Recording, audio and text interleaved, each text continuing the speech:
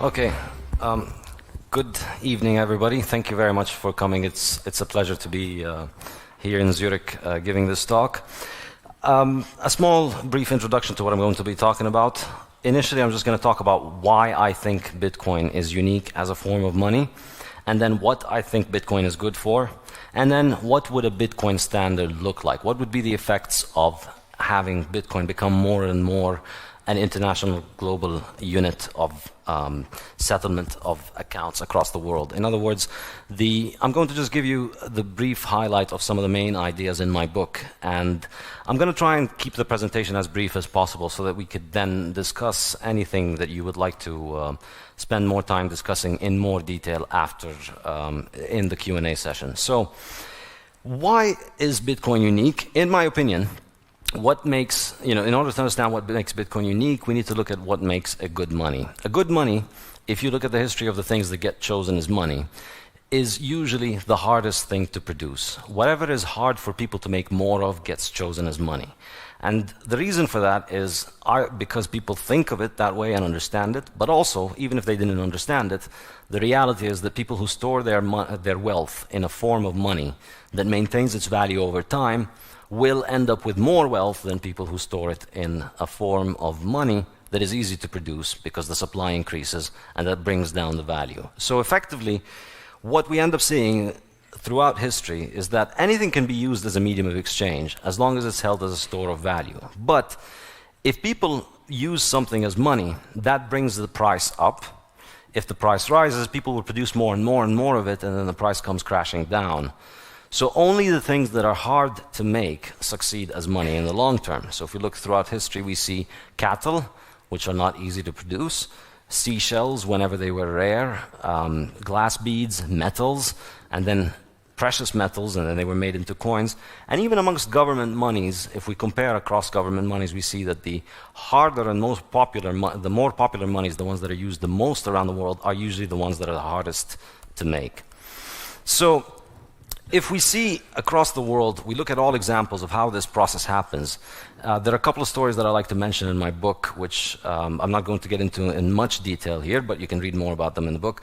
The story of the rice stones, which are pretty popular amongst Bitcoiners, the way that these things stopped being money is that once an American sailor came to that island and saw that they used those stones as money, the reason they were used as money, I should say, is that limestone does not exist on that island, so it's very hard to produce.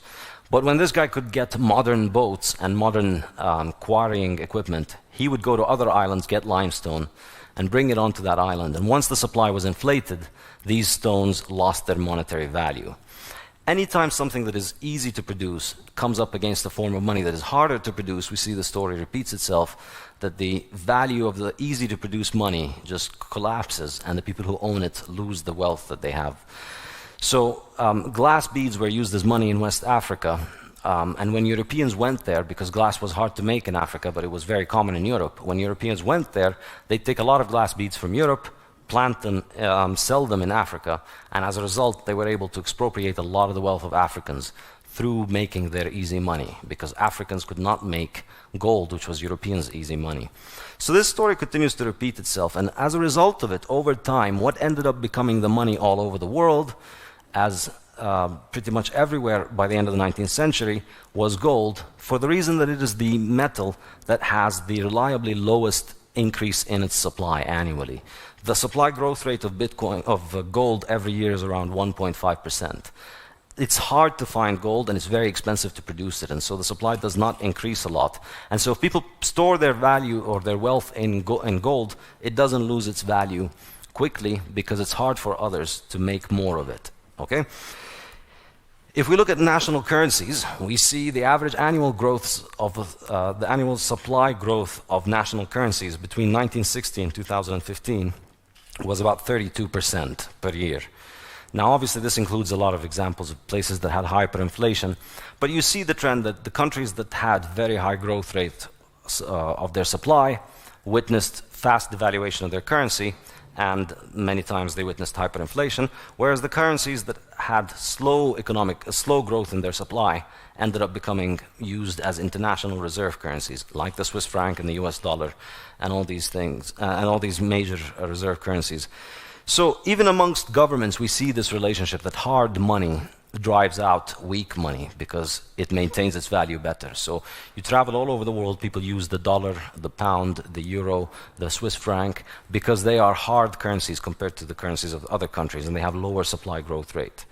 So for me, this is why Bitcoin is important, because all of life, all of human history, you know, from seashells and cattle and salt and all of these things, people are just trying to find something that other people can't make easily. Gold was the best solution we had, but it looks like we might have a new kid on the block with an even badder solution to the problem, if you want.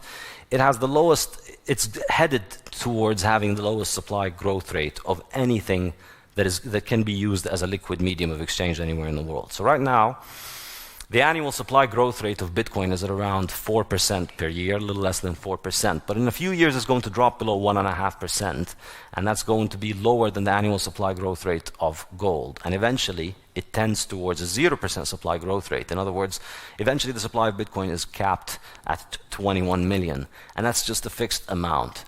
And this, for me, is a unique thing, because Bitcoin is different money from everything that we've ever had before, and I mean this not just in terms of, you know, it's programmable money or that it is, you know, all of these other technical issues, but I mean it purely from a monetary perspective. Bitcoin is a unique animal, it's a whole new species, because with every other form of money, when people demand it more, when the demand for that form of money rises as a store of value, it incentivizes others to make more of it, right? Whatever it is, whether it's US dollars, whether it's gold, whether it's silver, whether it's copper, whether it's oil, anything that you would like to use as money, more of it will be produced as a response to people using it as a store of value. The only exception to this is Bitcoin. Bitcoin, as many of you know, does not care, to put it nicely. Bitcoin's supply is fixed, and it doesn't matter how many people try to mine Bitcoin or try to produce more Bitcoin or want to use Bitcoin, there's only going to be a set amount of new Bitcoins produced. And that's because of the mechanism called difficulty adjustment. And in my opinion, difficulty adjustment is really the key and most important technology about Bitcoin, because all the other constituent parts of the technology, the proof of work and, you know, cryptographic messaging, and a lot of the constituent parts were devised in many previous systems. But I think the genius of Satoshi Nakamoto was that he made that system work. If you look at the previous designs, what they needed was difficulty adjustment, because that was the only way to guarantee that the supply would not be inflated and then bring the value of the currency down. And so as a result of this, we have a completely new form of money, wherein the more people store in it, instead of it leading to an increase in the supply, instead of people mining more Bitcoin and producing more numbers of Bitcoin, what we end up with is that the difficulty of mining Bitcoins increases, which leads to more processing power being needed for mining more Bitcoin, which means that which makes the network more secure. Okay, so this is really different from all the other forms of money. That's why it's a new way of doing money. With everything else, if the interest for it rises, people make more of it, and that brings the price down because the supply increases. With Bitcoin, it just makes the network safer. We have this endless cycle that we've been running through over the last 9 years, and people are just trying to come to terms with it, which is that as people start demanding it as a store of value, the price rises, it makes mining more profitable, more processing power goes towards it, makes the network more secure, which in turn makes people trust it and use it as a store of value for higher amounts, and that brings up the price even further. And effectively, this is how Bitcoin is advancing as a form of money. Now, this means also gives us an idea about how secure it is. This is Bitcoin's hash rate last time I checked. It's about 31 exahash per second, which is around 4 million times the world's top supercomputer, 4 trillion times your laptop, all to do what is roughly around 200 or 500,000 transactions a day or so today, which can be done easily on your laptop while you're browsing the web if you wanted to do them in a centralized way. But Bitcoin needs all of this hash power to do it in a trustless way without intermediation. So as a result, it has no single point of failure. It doesn't rely on any single critical hardware or infrastructure, no single critical individual or organization. It basically can't be stopped. And every 10 minutes, a new block is going to be produced with whoever shows up, effectively. What we have is effectively, in my opinion, the hardest money ever invented, the most advanced technology for money, and it is available worldwide for everybody with an internet connection.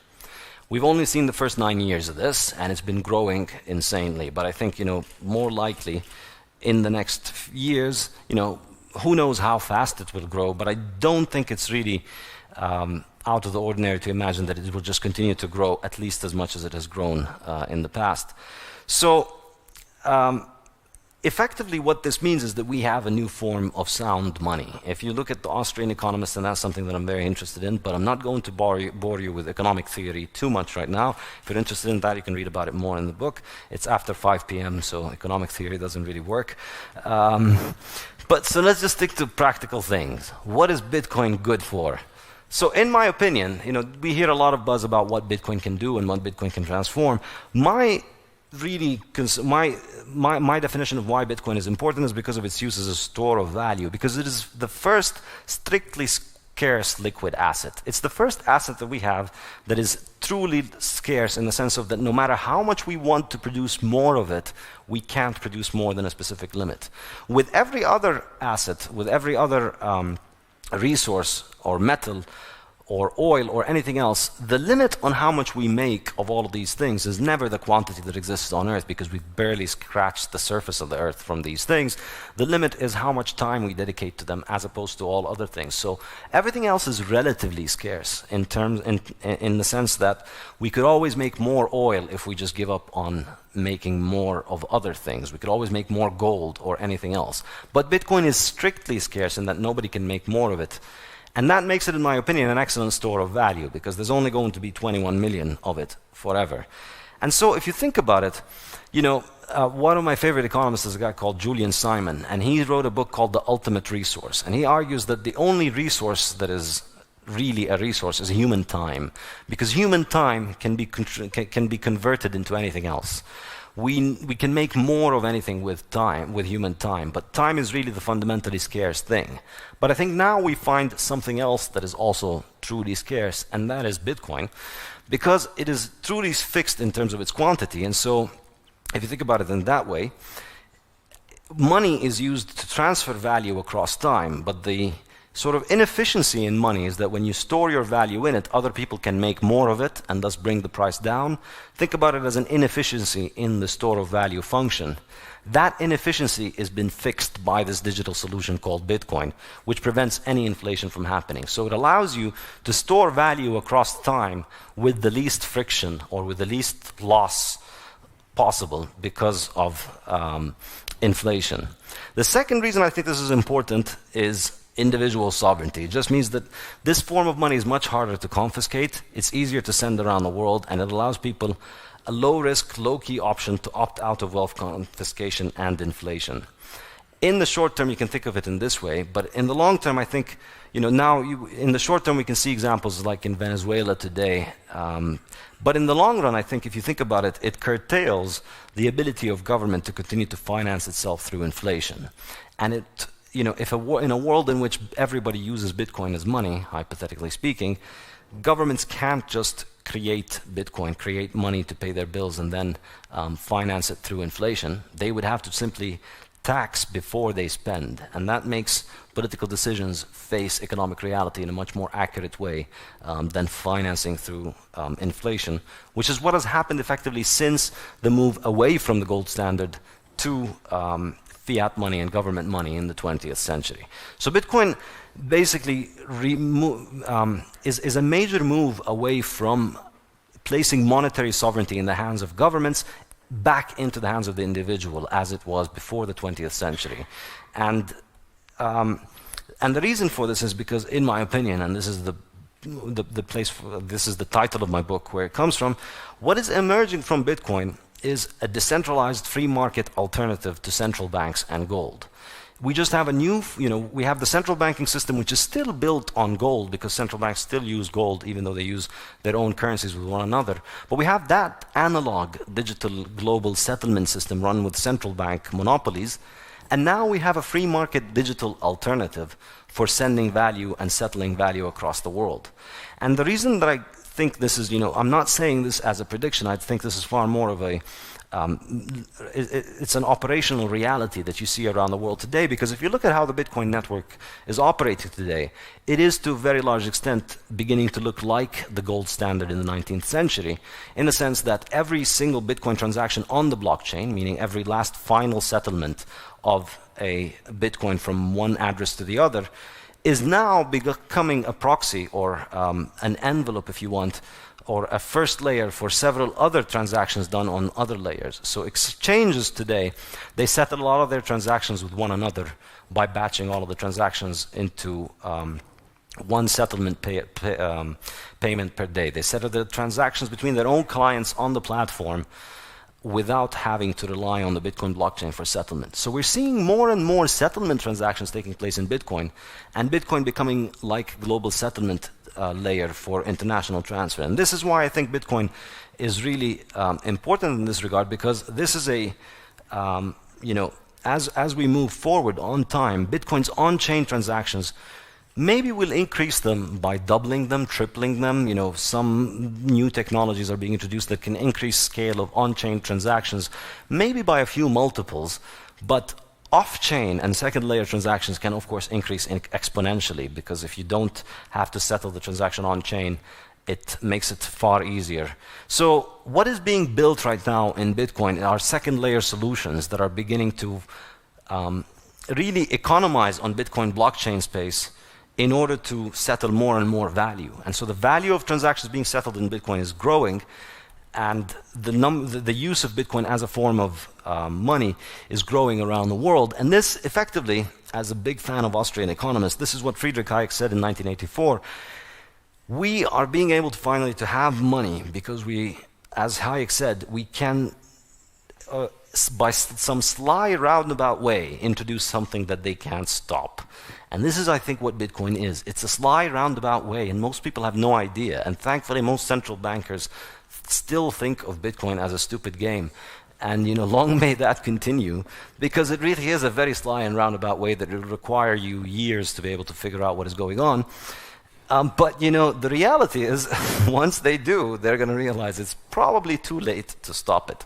So that's really going to be interesting to think about it. So if that thing continues to grow, if this global settlement layer continues to grow, on the one hand, we have central banks settling with their analog old ways of shipping things abroad, and delays and all of that stuff, and everything going through the Federal Reserve and AML, KYC and all of that stuff. And on the other hand, you have this free market, purely digital option. If it continues to grow, more of the world is using this form of hard money as opposed to the easy monies of government, which grow every year at about 5, 6, 10, 20, 30, sometimes even much more %. What happens? In my opinion, a society that runs on Bitcoin would look a lot more like a society running on a gold standard, in that it has hard money. What happens when you have hard money is that money appreciates in value over time, which incentivizes people to save for the future and accumulate capital for the future. On the other hand, when money loses its value over time, people have little incentive to hold on to their money and are incentivized to consume. You can also see this through the price of money, which is the interest rate. In easy money societies, interest rates are low, so it makes sense to borrow. On the other hand, if so people end up borrowing more and more rather than saving. So I think this is very good news, that it's going to mean money appreciates and people are going to spend money, are going to spend less money. And of course, this drives most economists of the Keynesian persuasion crazy, because they tell you, oh no, if people stop spending, then we will all die, as you know, because then the economy collapses. But, to this, I like to provide this image of a 10 megabyte hard disk from 1980, which was selling for the bargain price of $3,495 US.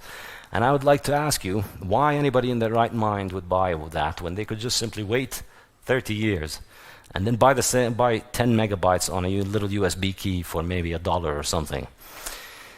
So what would you do? Would you just wait 30 years, or would you buy this if you were in 1980? If you had good use for it, you would buy it, right? So if you were Steve Jobs in 1980 and you needed an external hard drive, he probably bought it. But would you wait just because the value is likely to go down? No. The notion that prices dropping will stop people from spending only really applies to frivolous spending. You're not going to starve today just because you can get more food tomorrow, right? At some level, you need to survive. In other words, as human beings, time preference, and this is a very foundational concept in economics, time preference is always positive. We always prefer the present over the future. However, the degree to which we prefer the present to the future is what varies, and the quality of money, I believe, has a very significant role to play in that. So if the price of money is going to go up over time, people are likely to think of the long term, and so they will discount the future less. So they will have their decisions function according to the long term rather than the short term. People will still spend, of course, but they will spend on what they need, and instead of spending, what happens when you don't spend? That's what the Keynesians never found out about. People save if you don't spend. The opportunity cost of saving is that you forego consumption, and the opportunity cost of consumption is saving. So harder money leads to more saving leads to more capital accumulation. This leads to higher productivity, leads to better material living standards. This is effectively the process of civilization.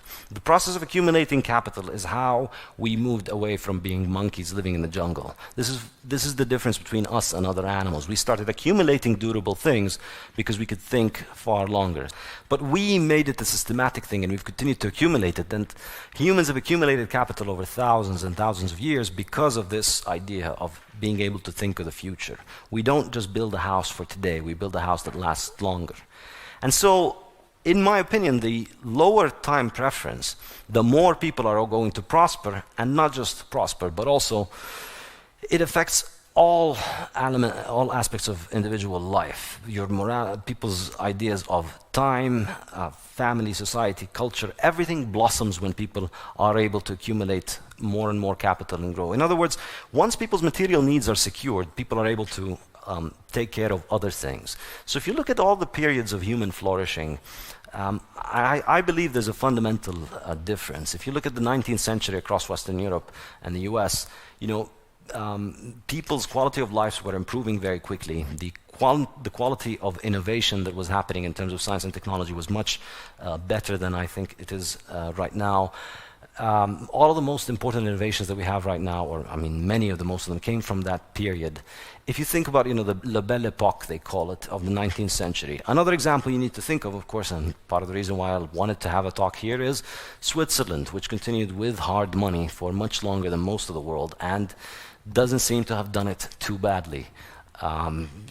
Switzerland is a society that maintained, the rest of the world went off the gold standard practically in 1914. Switzerland was effectively until the 1970s on a gold standard. And, all of the things that the Keynesians scare you of in the gold don't mysteriously appear to happen in Switzerland. In fact, we see that people are able to think far more in terms of the long term once they're able to accumulate capital and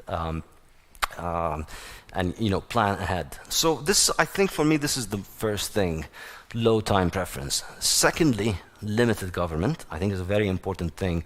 To go back to the issue of individual sovereignty, what I said about the long-term effect of it is that if you think about it now, capital and wealth is no longer really physical. When capital was factories and physical gold, governments could always figure out where it was moving or where it was and spend a bunch of people with guns and lock it down and control it.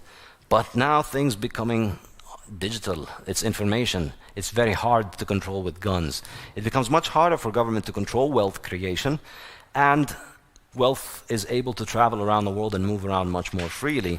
In other words, governments will have to compete for people, and most likely we're going to return to models of governance of reduced government. In other words, what I'd like to call the Swissfication of the world.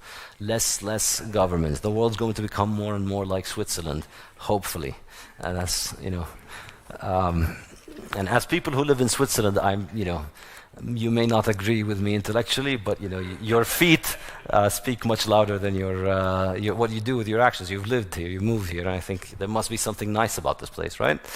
I believe so, and I think it has to do with the hard money history of this place. In fact, if you look at, and this is the third aspect of it, if you look at what hard money does, under the gold standard in Switzerland up until the 1970s, there was practically zero unemployment in this country. There were no recessions in this country up until the 1970s when the US moved off of the gold exchange window, and so Switzerland effectively had to move off the gold standard. That's when unemployment started. In the 1990s, when Switzerland sold a lot of its gold reserves, that's when unemployment went up, and then we started getting all these recessions. So I think this is not something that people like to talk about a lot, but really, if you study Austrian business cycle theory, and as I said, I'm not going to get into it in detail, but the solution for the business cycle is hard money. The cause of the business cycle is easy money. It's artificially manipulated interest rates. Why? We could discuss it more over drinks, but if you don't agree, you have to explain this. And I haven't found any other convincing explanations for this. In other words, if you think about it, since the end of the gold standard, global trade has functioned according to units of government money, which fluctuate in value based on government's policies and all sorts of different factors. The world has a system of partial barter, and it's kind of crazy if you think about it. It's a huge step backwards from where we were in the 19th century. In 1900, you could trade with pretty much anywhere in the world using the same currency. Conversion between one country and the other was similar to converting between the meter and the inch. The franc was this many grams of gold, and the British pound was that many grams of gold. So the exchange rate was a fixed variable that you didn't have to worry about, and money traded across the world very easily. Now we have barter. We're back to international barter. If you want to buy something from another country, you have to buy their currency first and then buy their things, which is a massive inefficiency that creates this enormous monster called the foreign exchange market, whose size is 25 times the size of world GDP. And because obviously it's not productive transactions, they don't go into GDP. But the amount of transactions that goes into just trying to solve this problem of coincidence of wants of barter on a global scale is an enormous market that we could simply get rid of if we had one functioning one functioning neutral unit that did not depend on a single government. Gold was the thing that people had used historically, but that didn't work out for political reasons because its clearance has to be centralized, which meant that governments eventually ended up with all of the gold and they controlled it, and so it became government money eventually. But Bitcoin, in my opinion, is the technical solution to that Hayek spoke about, because Bitcoin, its settlement, is decentralized. And that's the key difference between it and gold. So whereas in gold, we tended towards a world with, say, 30, 40, 50 central banks clearing amongst one another, with Bitcoin, we can have thousands of effectively central banks around the world performing final clearance with one another, and then on second layers they can handle all the other kinds of payments.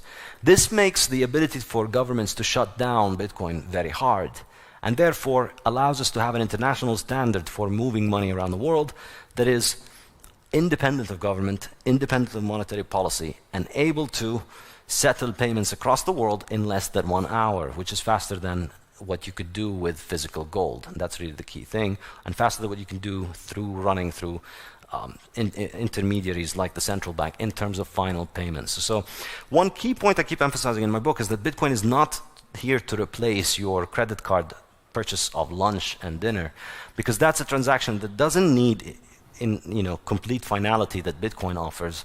It's okay if there's a 2% risk of fraud on it or 1% risk of fraud on it. It's a risk sort of acceptable. The kind of security that Bitcoin offers needs, first of all, about an hour to clear, and secondly, its final settlement. And so you want to compare it not to your credit card transaction, but to the settlement transaction between your bank and the bank of the restaurant that you're buying it from. So effectively, if we think of Bitcoin in that way, we can understand Bitcoin's growth as a monetary standard, as a base for a monetary system that is being built around it, a new financial system for settlement of transactions on second layers of transactions, so settlement of transactions on the Bitcoin blockchain, and individual transactions being processing on second layers. And the best thing about it, and the reason why I care about it and find that interesting, is because it has automated monetary policy. It takes the human beings out of monetary policy. And this is, in my opinion, like taking the human beings out of the phone operators, but much, much, much better. All of these PhDs in central banks trying to think that monetary policy and interest rates are something that they get to plan. One day we're going to laugh at them like we laugh at central planners in the Soviet Union, thinking they can plan the potato market and so on. We have examples of how free markets in money work. Switzerland is the best example of that. And I hope you guys back me up on this, because you're here. And I see no reason why a free market in money and in settlement can function over, see no reason why it cannot function over Bitcoin as it continues to grow. So this is my book. It's available online, or it should be, and this is my website and my email. I welcome any communication from any of you. Thank you so much.